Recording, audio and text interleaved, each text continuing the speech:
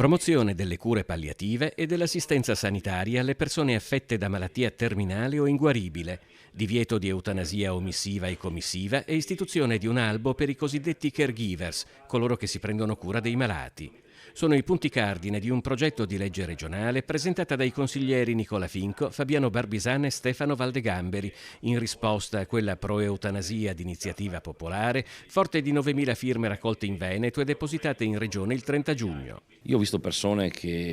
in momenti anche di difficoltà con la malattia, con l'affetto e la vicinanza ai propri cari, ovviamente con delle cure palliative, antidolore adeguate, hanno avuto sempre la voglia di vivere fino all'ultimo respiro.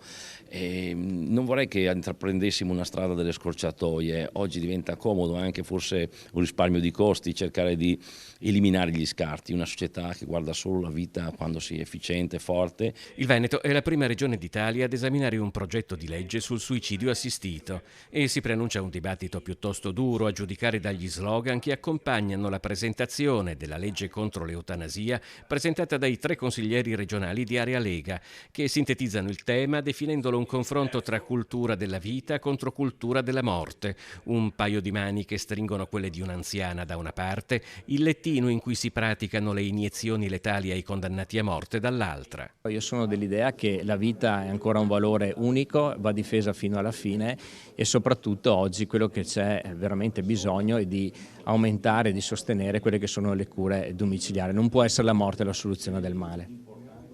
Anche quando non c'è più niente da fare. Ma ovviamente bisogna sempre verificare situazione per situazione, però ricordiamoci che in alcuni paesi che 20 anni fa sono partiti con il suicidio medicalmente assistito, oggi viene praticata l'eutanasia anche ai bambini sotto i 12 anni e addirittura esiste in Olanda l'eutanasia di coppia, quindi 2 anziani quando vogliono, anche se non hanno determinate patologie, possono chiedere di morire.